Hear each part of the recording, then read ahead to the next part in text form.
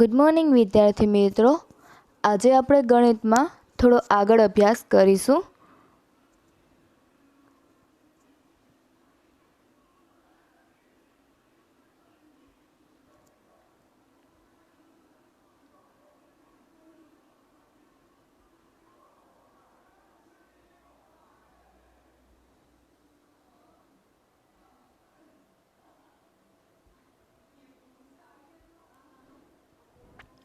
હવે આગલા લેક્ચરમાં આપણે જોયું કે ત્રિકોણ છે એ ત્રિકોણની કોઈ પણ બાજુ શોધવા માટે આપણે પાયથાગોરસના પ્રમેયનો ઉપયોગ કરતા હતા કે પાયથાગોરસના પ્રમેય પરથી આપણે જે ત્રિકોણની બે બાજુઓનું માપ આપેલું હોય તો એના પરથી આપણે ત્રીજી બાજુનું માપ શોધી શકતા હતા.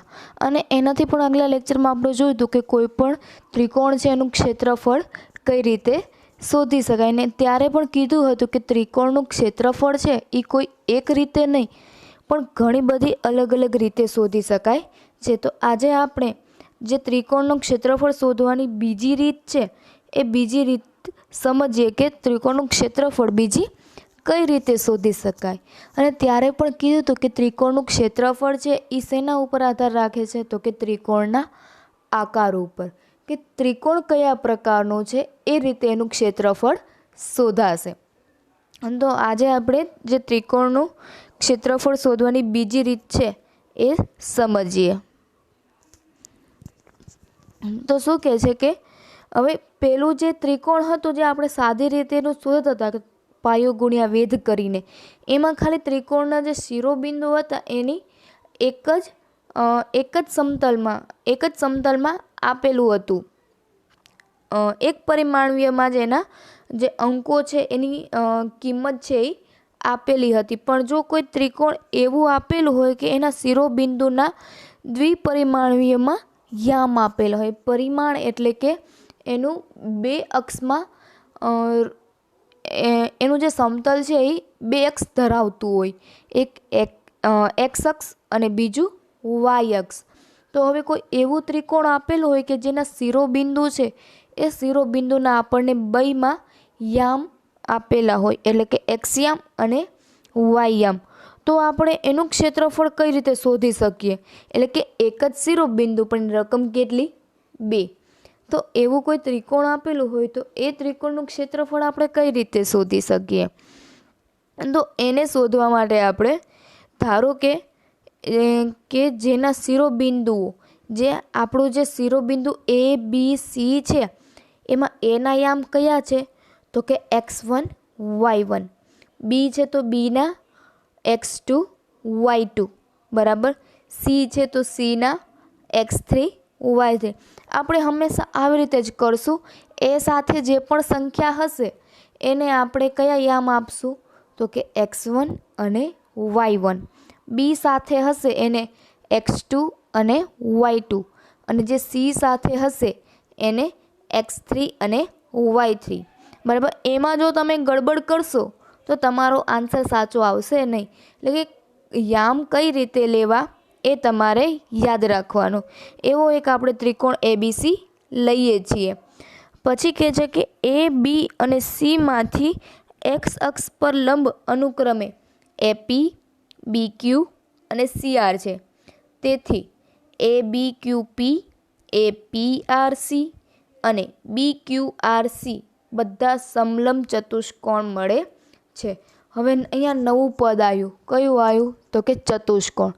ચતુષ્કોણ કોને કહીએ આપણે તો કે જેને 4 ખૂણાઓ હોય ને 4 બાજુઓ હોય એને આપણે શું કહીએ? ચતુષ્કોણ. ચતુ એટલે કે 4 અને કોણ એટલે કે ખૂણા, એટલે કે જેમાં 4 ખૂણા હોય એને આપણે કઈ આકૃતિ કહીએ તો કે ચતુષ્કોણ. હવે ચતુષ્કોણના પણ ઘણા બધા અલગ અલગ પ્રકારો છે. ચતુષ્કોણ આપણે એક રીતે નહીં, ઘણી બધી અલગ અલગ રીતે દર્શાવી શકીએ છીએ. ધારો કે ચતુષ્કોણ છે તો એ કોઈ ચતુષ્કોણ પતંગાકાર હોય છે, કોઈ સમલંબ હોય છે, કોઈ સમાંતર બાજુ હોય છે. તો એવી રીતે ચતુષ્કોણના ઘણા બધા અલગ અલગ પ્રકારો છે. કોઈ અંતર્મુખી ચતુષ્કોણ હોય છે, કોઈ બહિર્મુખી ચતુષ્કોણ હોય છે બરાબર. તો એ શું છે તો કે ચતુષ્કોણના પ્રકાર. પરંતુ આમાં આપણને એક ચતુષ્કોણ આપેલું છે સમલંબ ચતુષ્કોણ. તો કે એ ચતુષ્કોણ કેવું હોય तो આપણે આકૃતિમાં જોઈએ તો કે જે તમને દેખાય છે ABQP એ શું છે તો કે એક ચતુષ્કોણ. બીજું ચતુષ્કોણ કયું બને છે કે જેને 4 બાજુ હોય એવું તો કે APC અને R અથવા તો R અને C એમ તમે કોઈ પણ રીતે લઈ શકો છો. અને ત્રીજું ચતુષ્કોણ કયું બને છે તો કે BQRC અથવા તો તમે C થી ચાલુ કરો તો પણ ચાલે, પણ જવાનું કાં તો ક્લોકવાઇઝ જાઓ કાં તો એન્ટી ક્લોકવાઇઝ જાઓ. બી પછી ક્યુ એવી રીતે નહીં, લાઇનમાં જ BQRC અથવા તો CRQB, બરાબર, કાં તો ક્લોકવાઇઝ કાં તો એન્ટી ક્લોકવાઇઝ. તો અહીં આપણને જે ત્રિકોણ દેખાય છે ABC એની સાથે આપણને શું દેખાય છે તો કે ચતુષ્કોણ. કેટલા છે તો કે 3, ABQP, APRC, પછી છે BQRC. આ 3 જે ચતુષ્કોણ છે એ. હવે આપણને આવા કોઈ ત્રિકોણનું ક્ષેત્રફળ શોધવું હોય કે જેના શિરોબિંદુ આપેલા હોય અને એમાં ચતુષ્કોણનો પણ ઉપયોગ થતો હોય તો એના માટે આપણે શું કરવું પડે તો કે પહેલે તો આપણે ચતુષ્કોણનું જે સમલંબ ચતુષ્કોણ છે એ ચતુષ્કોણનું ક્ષેત્રફળ શોધવું પડે. તો શું કરવાનું આપણે કે આકૃતિ પરથી આપણને અલગ અલગ ચતુષ્કોણો મળે છે અને ઉપરના ભાગમાં એક ત્રિકોણ જોવા મળે છે કે જે આપણે ત્રિકોણ ABC જોયું, બરાબર, આકૃતિમાં. પછી કહે છે કે માટે આપણને ત્રિકોણનું ક્ષેત્રફળ શોધવા માટે ABQP અને APRC બંને ચતુષ્કોણનો સરવાળો અને એ સરવાળામાંથી BQRC ચતુષ્કોણનું ક્ષેત્રફળ બાદ કરવાથી આપણને ત્રિકોણનું ક્ષેત્રફળ મળે છે. એટલે કે જે સૌથી મોટું ચતુષ્કોણ છે એ ચતુષ્કોણનું ક્ષેત્રફળ શોધવાનું અને જે નાના નાના ચતુષ્કોણ છે ABQP અને APRC એ બેનું ક્ષેત્રફળ શોધીને એનો સરવાળો કરવાનો. એ જે સરવાળો આવે એને મોટા ચતુષ્કોણના ક્ષેત્રફળમાંથી બાદ કરવાનો. જો આપણે એવી રીતે કરીએ તો આપણને એનો ત્રિકોણ છે એનું ત્રિકોણનું ક્ષેત્રફળ મળી શકે છે. હવે ત્રિકોણ ABCનું ક્ષેત્રફળ બરાબર શું થાય તો કે સમલંબ ચતુષ્કોણ ABQPનું ક્ષેત્રફળ પ્લસ એની સાથે બીજું કયું ચતુષ્કોણ હતું નાનું તો કે સમલંબ ચતુષ્કોણ APRC. હવે એને કોનામાંથી બાદ કરવાનું છે એનો સરવાળો કરીને તો કે જે સમલંબ ચતુષ્કોણ BQRC જે મોટું ચતુષ્કોણ છે એના ક્ષેત્રફળમાંથી આપણને બાકીના બે ચતુષ્કોણનો સરવાળો બાદ કરવાનો રહેશે.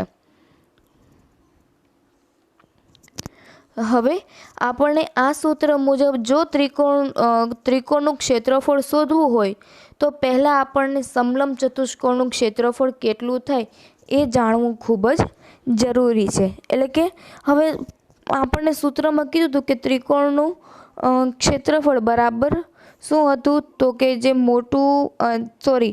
બે નાના સમલંબ ચતુષ્કોણ હતા એના ક્ષેત્રફળનો સરવાળો માઇનસ જે સૌથી મોટું સમલંબ ચતુષ્કોણ હતું એનો જે ક્ષેત્રફળ શોધી અને એમાંથી એને બાદ કરવાનું તો આપણને ત્રિકોણનું ક્ષેત્રફળ મળે. પણ એની પહેલાં આપણને સમલંબ ચતુષ્કોણનું ક્ષેત્રફળ શોધતા તો આવડવું જોઈએ. તો એના માટે આપણે જોઈએ કે સમલંબ ચતુષ્કોણનું ક્ષેત્રફળ કઈ રીતે શોધવું. તો કે સમલંબ ચતુષ્કોણનું ક્ષેત્રફળ શોધવા માટે 1/2 કૌંસમાં શું લખવાનું તો કે સમાંતર બાજુનો સરવાળો ગુણ્યા તેમની વચ્ચેનું અંતર.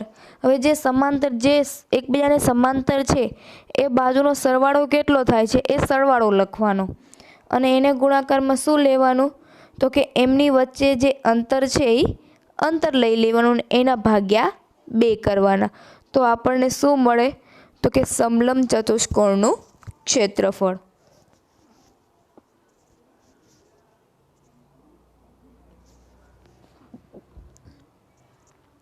આથી ત્રિકોણ એબીસીનું ક્ષેત્રફળ શું થાય આપણે આકૃતિ પરથી? તો કે 1/2 ગુણ્યા BQ પ્લસ AP બરાબર. જે સમાંતર બાજુઓ છે એ સમાંતર બાજુઓ કઈ થાય છે આકૃતિ પ્રમાણે? BQ અને બીજી સમાંતર બાજુ AP. એને ગુણાકારમાં જે બીજું ચતુષ્કોણ હતું સમલંબ એની કઈ બાજુ થશે? તો કે 1/2 ઇન્ટુ AP પ્લસ CR એ સમાંતર બાજુ ઇન્ટુ PR જે એની એક વચ્ચેની બાજુ છે એનો જે વચ્ચેની બાજુ છે એનું અંતર લેવાનું હતું એ અંતર કેટલું છે? PR માઇનસ જે સૌથી મોટું ચતુષ્કોણ છે એ ચતુષ્કોણનો બાદ બાકી એમાંથી એને બાદ કરવાનું. તો કે એમાં શું થશે? તો કે 1/2 BQ પ્લસ CR એ શું છે? તો કે જે સમાંતર બાજુ છે એ સમાંતર બાજુનો સરવાળો પ્લસ QR છે એ તો કે તેમની વચ્ચેનું અંતર. તો એને આપણે કોઈ સંખ્યામાં દર્શાવીએ તો શું થાય? તો કે 1/2 Y2 પ્લસ Y1 જેની સમાંતર બાજુ છે એને શું નામ આપી દીધા આપણે? Y2 અને Y1. અને બીજું જે છે એમાં x1 માઇનસ x2 જે તેમની વચ્ચેનું અંતર હતું એને આપણે શું કહી દીધું? x1 માઇનસ x2 પ્લસ એવી રીતે જે બીજું ચતુષ્કોણ હતું નાનું એનું શું થાય?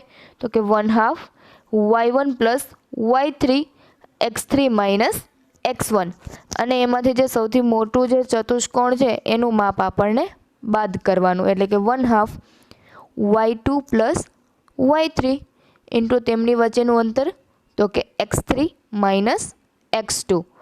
તો આવી રીતે આપણે ત્રિકોણનું ક્ષેત્રફળ શોધી શકીએ છીએ. તો એના ઉપરથી આપણે આ સમીકરણનું સાદુરૂપ આપીએ તો શું મળે? તો કે 1/2 x1 છે એ ક્યાં આવી જશે? તો કે કૌંસની બારે અને અંદરના કૌંસમાં શું વધશે? તો કે Y2 માઇનસ Y3 પ્લસ બીજા કૌંસમાં તો કે x2 બરાબર એ છે એ કૌંસની બારે આવી જશે અને કૌંસમાં શું વધશે? Y3 minus Y1 plus x3 એ કૌંસની બારે આવી જશે અને કૌંસમાં શું વધશે? Y1 અને Y2.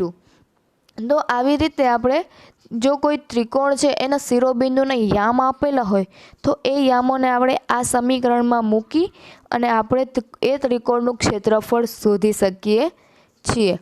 હવે આમાં અલગ અલગ બધી વસ્તુઓ આપેલી છે.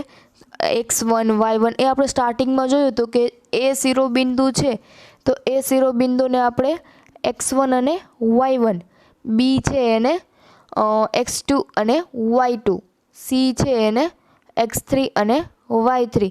આ ABC PQR હોય તો કે P સાથે x1 અને y1, Q સાથે x2 અને y2, R સાથે x3 અને y3. એટલે કે તમે જે ત્રિકોણ માટે ત્રણ નામ નિર્દેશ કરવા માટે જે ત્રણ આલ્ફાબેટ લો છો PQR એમાં જે સૌથી પહેલું હોય છે એની સાથે શું આવશે? x1 y1. જે બીજા નંબરે મિડલમાં હોય છે એની સાથે x2 y2 અને જે સૌથી છેલ્લે ત્રીજા નંબરે હોય છે એની સાથે x3 y3. તો આવી રીતે આપણે કોઈ પણ ત્રિકોણ છે એ ત્રિકોણનું ક્ષેત્રફળ શોધી શકીએ છીએ. આમ ત્રિકોણ એબીસીનું ક્ષેત્રફળ આ સૂત્રથી મળતા મૂલ્યની સંખ્યાત્મક કિંમત થાય. એટલે કે આ સૂત્રની મદદથી આપણને જે પણ ત્રિકોણનું ક્ષેત્રફળ મળશે એ કેવું હશે? તો કે સંખ્યા ઉપર આધારિત. એટલે કે જે મૂલ્ય મળશે સંખ્યાત્મક મૂલ્ય મળશે. તો એના ઉપરથી આપણે એક ઉદાહરણ જોઈએ. તો ઉદાહરણ શું છે? તો કે જેમાં શિરોબિંદુ 1 અને -1, બીજું છે કે -4 અને 6 અને ત્રીજું છે કે -3 અને -5 હોય તો તેવા ત્રિકોણનું ક્ષેત્રફળ આપણને શોધવાનું છે. હવે આપણે ત્રિકોણના ક્ષેત્રફળનું સૂત્ર જોયું હતું કે શું હતું? 1/2 કૌંસની બારે x1 અને અંદર બીજા કૌંસમાં શું થશે? y2 minus y3 plus x2 y3 minus y1 plus x3 y1 minus y2। હવે આપણે જોયું તો કે જે સૌથી પહેલું છે 1 અને -1, એને આપણે શું નામ આપીશું તો કે x1, 1 છે એને x1 અને -1 છે એને y1। એવી જ રીતે -4 અને 6 છે, એમાં -4 છે એને શું નામ આપશું આપણે x2 અને 6 ને y2। અને જે ત્રીજા કાઉન્સમાં છે -3 અને -5, એને શું નામ આપશું તો કે -3 છે એ આપણા કેટલા થશે x3 અને -5 છે એ આપણા y3। તો એવી જ રીતે આપણે જે કિંમત મળી ગઈ એ કિંમત આપણે સૂત્રમાં મૂકી દઈએ કે 1/2 x1ની જગ્યાએ આપણા 1, પછી y2ની જગ્યાએ તો કે 6 અને માઇનસના માઇનસ y3ની જગ્યાએ કેટલા છે આપણા -5। હવે કાઉન્સની અંદર પણ માઇનસ છે એટલે માઇનસ માઇનસ પ્લસ, એટલે કે 6 + 5 પ્લસના પ્લસ x2 કેટલા છે આપણા તો કે -4। પછી y3 કેટલા છે આપણા y3 એટલે કે ત્રીજા કાઉન્સમાં -5 માઇનસના માઇનસ, પછી y1 કેટલા છે આપણા તો કે -1 એટલે કાઉન્સની અંદરનો માઇનસ અને y1નો માઇનસ એટલે કે માઇનસ માઇનસ પ્લસ, એટલે કે -5 + 1 પ્લસ x3 આપણા કેટલા છે તો કે -3, એટલે કે એની અંદર કયું આવશે તો કે y1 - y2। y1 કેટલા છે આપણા તો કે -1 અને જે કાઉન્સના જે માઇનસ છે એ તો સૂત્રના માઇનસ રહેશે।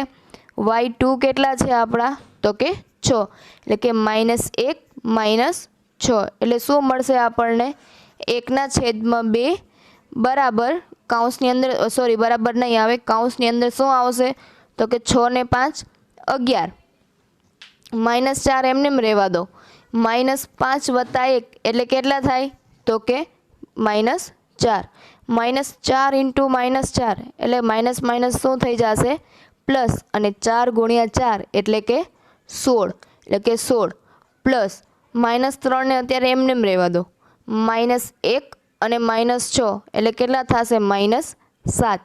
હવે -7 × -3 એટલે માઇનસ માઇનસ પ્લસ, 7 × 3 એટલે કે 7 તેરી 21, એટલે કે પાછું 1/2 ને તો એમને જ રહેશે, જે 11 + 16 + 21 કેટલા થશે 6 ને 1 7, 7 ને 1 8, એટલે કેટલા થયા 8 અને 1 1 2 એટલે કે 4, એટલે કે 48, એટલે કે 1/2 × 48।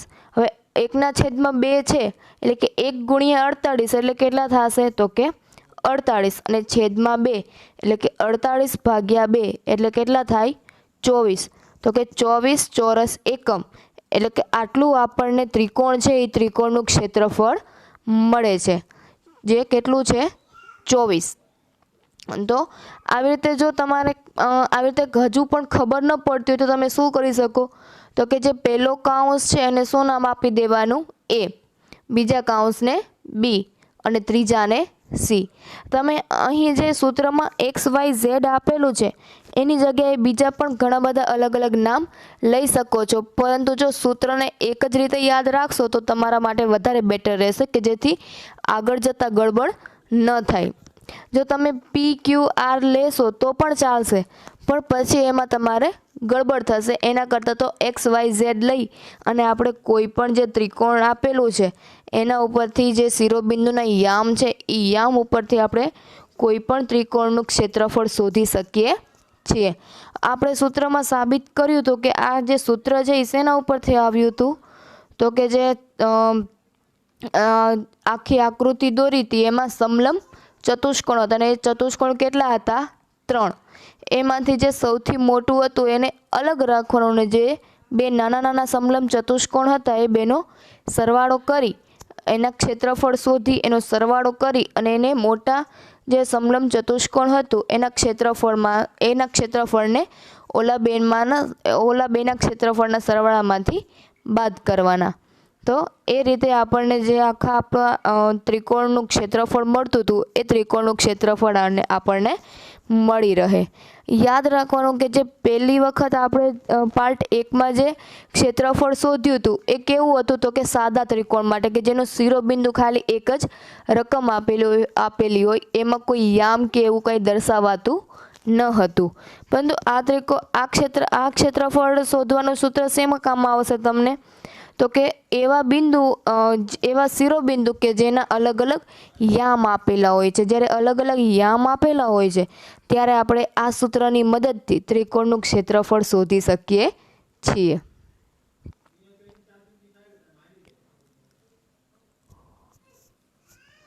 હવે હજુ આ દાખલાને આ સૂત્ર પરથી વધુ સ્પષ્ટ કરવા માટે આપણે બીજું ઉદાહરણ જોઈએ કે તો એમાં શું કહે છે કે એક શિરોબિંદુ 5, 2, 4, 7 અને 7, -4 હોય તો તેવા ત્રિકોણનું ક્ષેત્રફળ શોધો. હવે આ ત્રિકોણનું ક્ષેત્રફળ પણ આપણે કેવી રીતે શોધી શકશું તો કે જે આપણે હમણાં જોયું હતું કે જેના શિરોબિંદુના યામ આપેલા હોય એ યામ પરથી. તો કે ત્રિકોણનું ક્ષેત્રફળ બરાબર 1/2 જે આપણું સૂત્ર છે એ સૂત્ર મૂકવાનું. પહેલે શું હતું x1 કૌંસની અંદર શું આવશે y2 - y3 પ્લસ બીજા કૌંસની બહાર શું આવશે x2 અને કૌંસની અંદર x3 - x1. એના પછી શું આવશે તો કે પ્લસ કૌંસની બહાર x3 અને એના પછીના કૌંસમાં y1 - y2. હવે અહીં જે શિરોબિંદુ આપેલા છે એને આપણે સરળતા માટે શું કહી દઈએ, જે પહેલો કૌંસ છે એને આપણે એ નામ આપી દઈએ, જે બીજો કૌંસ છે 4 અને 7 વાળો એને આપણે બી નામ આપી દઈએ, અને જે ત્રીજો છે 7 અને -4 વાળો એને આપણે સી નામ આપી દઈએ. બરાબર. હવે એ નામ આપ્યું એના શિરોબિંદુના યામ કયા કયા હતા એના તો કે x1 અને y1. તો 5 છે એ આપણા કેટલા થશે x1 અને 2 છે એ આપણા કેટલા થશે તો કે y1. એવી રીતે બીજો કૌંસ છે 4 અને 7 વાળો એને આપણે શું નામ આપ્યું હતું બી. તો બીના યામ કયા કયા હોય તો કે x2 અને y2. તો 4 છે એ આપણા કેટલા થશે x2 અને 7 છે એ આપણા y2. એવી જ રીતે જે ત્રીજો કૌંસ છે 7 અને -4 વાળો તો એમાં આપણે જોઈએ તો એનું નામ શું આપ્યું હતું સી, અને સીના યામ કેટલા હોય તો કે x3 અને y3. એટલે કે 7 છે એ આપણે કેટલા થશે x3 અને -4 છે એ કેટલા થશે આપણા y3. હવે જે સૂત્ર રીત છે આપણો ત્રિકોણનું ક્ષેત્રફળ શોધવાનું એમાં આપણે કિંમત મૂકી દઈએ. તો 1/2 એ તો એમને એમ રહેશે. x1 કેટલા છે આપણા તો કે 5. બરાબર. પછી કૌંસની અંદર કેટલા આવશે તો કે y2 - y3. y2 કેટલા છે આપણા 7 માઇનસના માઇનસ y3 કેટલા છે આપણા તો કે -4. હવે માઇનસ પ્લસ એટલે કે 7 + 4. મેં અહીં ડાયરેક્ટ જ કર્યું છે. બરાબર. માઇનસ પ્લસ એટલે કે 7 + 4 પ્લસ બીજો કૌંસ લઈ લો x2 કેટલા છે આપણા 4. તો એને 4 અલગ કૌંસમાં અને બીજા મોટા કૌંસમાં શું આવશે y3 - y1. હવે y3 આપણા કેટલા છે તો કે -4 માઇનસના માઇનસ y1 કેટલા છે આપણા તો કે 2 એટલે કે -4 - 2 વત્તા ત્રીજો કૌંસ શું છે તો કે x3 કેટલા છે આપણા -4 એટલે x3 આપણા કેટલા છે 7 એટલે કે 7 અને y1 - y2 એટલે કે y1 કેટલા છે આપણા 2 માઇનસના માઇનસ અને y2 કેટલા છે આપણા 7 એટલે કે 2 - 7 એટલે કેટલા આવ્યા આપણા 1/2 એટલે એ તો એમને એમ રહેશે. 5/12 આપણે એમને એમ રહેવા દઈએ. 7 + 4 કેટલા થાય તો કે 7 8 9 10 11 એટલે કેટલા થયા 11 પ્લસ 4 એમને કાઉન્સની અંદર -4 અને -2 એટલે કે માઇનસ માઇનસ પ્લસ, પણ નિશાની કેવી આવે મોટા પદની, એટલે કે -4 વત્તા -4 ને -2 એટલે કે -6 બરાબર. પછી ત્રીજા કૌંસમાં 7 ને એમને રહેવા દઈએ, 2 - 7 એટલે કેટલા આવે તો કે નાની સંખ્યામાંથી મોટી સંખ્યા બાદ કરીએ તો નિશાની કોની આવે તો કે મોટી સંખ્યાની. તો આમાં મોટી સંખ્યા કઈ છે 7, તો કઈ નિશાની આવશે માઇનસની, એટલે 2 - 7 એટલે કે -5. એટલે કે પહેલા કૌંસમાં આપણો કેટલો આવતો હતો 11, એટલે કે 1/2. હવે 11 × 5 એટલે કેટલા થાય તો કે 55, એટલે 11 × 50 55 એ આપણે લખ્યા એક કૌંસમાં. પછી 4 અને બીજા કૌંસમાં કેટલા થતા હતા આપણા -6 બરાબર. માઇનસ માઇનસ પ્લસ, પણ નિશાની માઇનસની, એટલે -6 × 4 એટલે 4 × 6 24, પણ કેવા માઇનસ, તો આપણે કેટલા લખ્યા -24. એના પછીનો જે કૌંસ છે એમાં +7 અને 2 - 7 એટલે કેટલા થતા હતા -5. હવે એક સંખ્યા માઇનસ ને બીજી પ્લસ હોય તો કઈ નિશાની આવે તો કે માઇનસની, એટલે 7 × 5 = 35, પણ એ 35 કેવા તો કે માઇનસ, એટલે કે 1/2 ઇન્ટુ કૌંસ કેટલા થશે 55 -24 -35. હવે શું કરીએ આપણે 55 ને એમને રહેવા દઈએ, 24 અને 35નો સરવાળો કરી નાખીએ. કેટલો થશે સરવાળો તો કે 4 ને 5 9 અને 3 ને 2 5, એટલે કે 5 ને 9 એટલે કે 59. કેટલો સરવાળો થાય છે 59. હવે 55 - 59 એટલે કેટલા વધે તો કે -4 બરાબર. તો કે 1/2 અને કૌંસમાં કેટલા વધે -4, એટલે કે 1 × -4 એટલે કેટલા થાય -4/2, એટલે 2 દુ 4, એટલે શું જવાબ આવે -2. તો જે ત્રિકોણનું ક્ષેત્રફળ છે એ કેટલું આવે 2 ચોરસ એકમ. અહીં માઇનસની નિશાની આવે છે પણ ક્ષેત્રફળ છે એ કોઈ દિવસ માઇનસમાં આવે, એટલે કે માઇનસની નિશાની આવે તો પણ આપણે એને પ્લસમાં ગણવાની, પ્લસમાં કન્વર્ટ કરી નાખવાનું, કેમ કે માઇનસ છે એ કોઈ દિવસ કોઈ પણ વસ્તુનું ક્ષેત્રફળ હોતું નથી. એટલે અહીં -2 આવી એની જગ્યાએ આપણે શું લખશું તો કે જે આપેલ શિરોબિંદુ છે ને એના ઉપરથી જે ત્રિકોણ બને છે એ ત્રિકોણનું ક્ષેત્રફળ કેટલું થશે તો કે 2 ચોરસ એકમ. હવે કોઈ પણ વસ્તુ તમે દાખલો ગણો છો તો જ્યારે તેનો જવાબ આવે ત્યારે એની પાછળ એકમ લખવો જરૂરી છે. હજુ પણ એક વાત છે કે આપણે જ્યારે શિરોબિંદુ આપેલા છે બરાબર ABC, એના આપણે x1 y1, એમાં પણ એક વાત ધ્યાન રાખવાની છે કે જે શિરોબિંદુ છે અને જે કૌંસમાં જે આપેલા છે એમાં જે સૌથી પહેલું હશે ને એને જ આપણે x1 કહેવાનું, એની જે પછીની કિંમત છે એને આપણે x1 નહીં કહીએ. x એટલે હંમેશા જે કૌંસમાં પહેલે આવેલ હશે એ x અને કૌંસમાં જે બીજા સ્થાને આવેલ હશે એને y.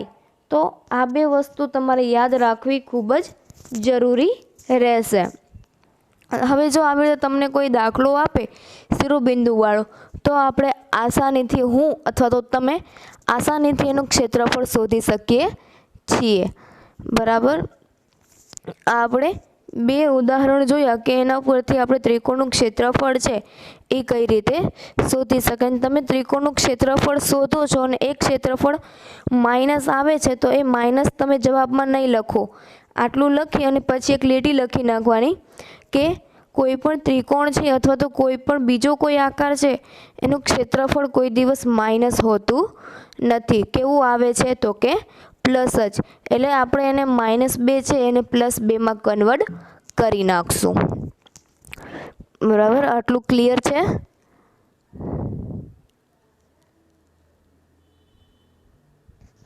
હજુ પણ એને સ્પષ્ટ કરવા માટે આપણે એક ઉદાહરણ લઈએ.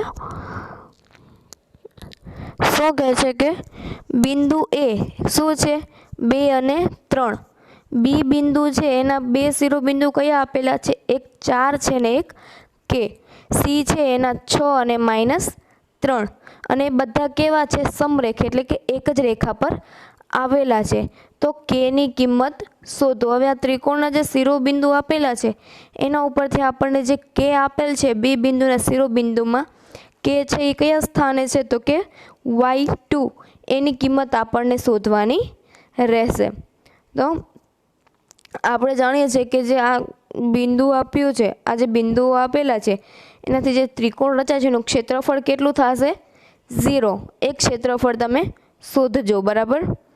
માટે 1/2 ઇન્ટુ x1 એટલે 2 કૌંસની અંદર તો કે y2 માઇનસ y1 એટલે કે y2 કેટલા છે આપણા?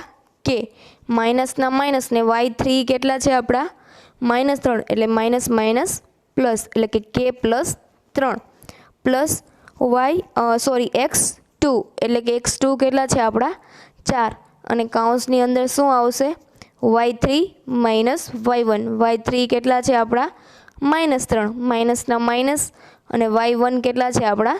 3 પ્લસ 6 એટલે કે x3 અને કૌંસની અંદર શું આવશે? તો કે y1 માઇનસ y2 y1 કેટલા છે આપણા? 3 અને y2 કેટલા છે આપણા? કે ઇઝ ઇક્વલ્સ ટુ 0. તો એના પછી આપણે શું કરી શકીએ? તો કે 1/2 અને કે હવે -3 એટલે કેટલા થશે? -6 -6 ગુણ્યા 4 એટલે 4 છક 24, બરાબર. એ 24 આવ્યા -24 2k + 6 અને ત્રીજા કૌંસમાં જોઈએ તો 18 - 6k. એ બધાનું આપણે વિસ્તરણ કરીએ છીએ તો કેટલું આવે છે આન્સર? તો કે 1/2 ઇન્ટુ કૌંસમાં -4k આટલો જવાબ આવે છે. તો હવે 1/2 છે એ હું ઉડાડી નાખું એટલે કે -4/2 એટલે કેટલા આવે? -2 એટલે -2k ઇઝ ઇક્વલ્સ ટુ 0. હવે -2 છે એને હું બરાબરની બીજી બાજુ લઈ જાઉં છું ને કે ને હું સિંગલ એકલો જ રાખું છું. એટલે કે બરાબરની ઓલી બાજુ જાય એટલે ક્યાં જાય? તો કે ગુણાકારમાં છે તો ભાગાકારમાં. 0/2 કેટલા આવે? 0 એટલે કે k બરાબર 0. તો આપણે શું કહી શકીએ કે કેની કિંમત કેટલી હશે? તો કે 0.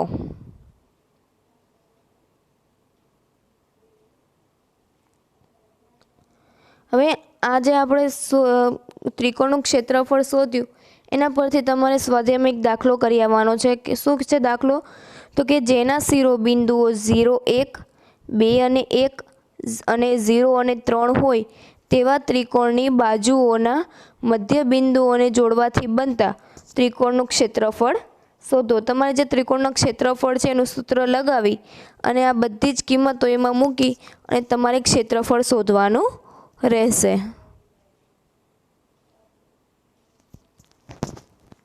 Thank you.